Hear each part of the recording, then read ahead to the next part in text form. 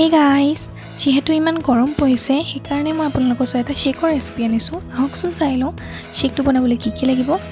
মই Oreo' shake বনাম, সেইবাবে মই অৰিঅ' পেকেট 2 পেকেট লৈছোঁ, সৰু পেকেট লৈছোঁ 2টা পেকেট, আৰু চেনি নিজৰ জোখত লৈ ল'ব কিমান লাগে আপোনাক, আৰু গাখীৰ লৈছোঁ 1 গ্লাছ, সৰু গ্লাছত 1 গ্লাছ, তাৰপিছতে আইচ 3 পিচ।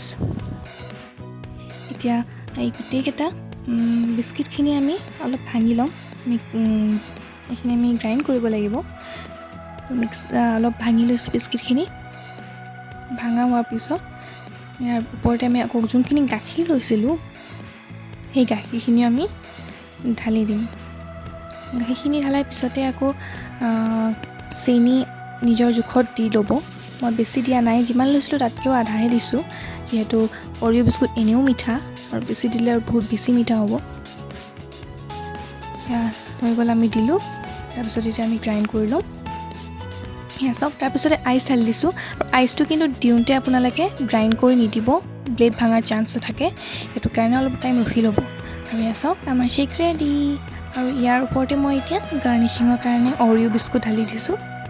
এয়া চাওক, আমাৰ অৰিঅ' শ্বেক ৰেডি।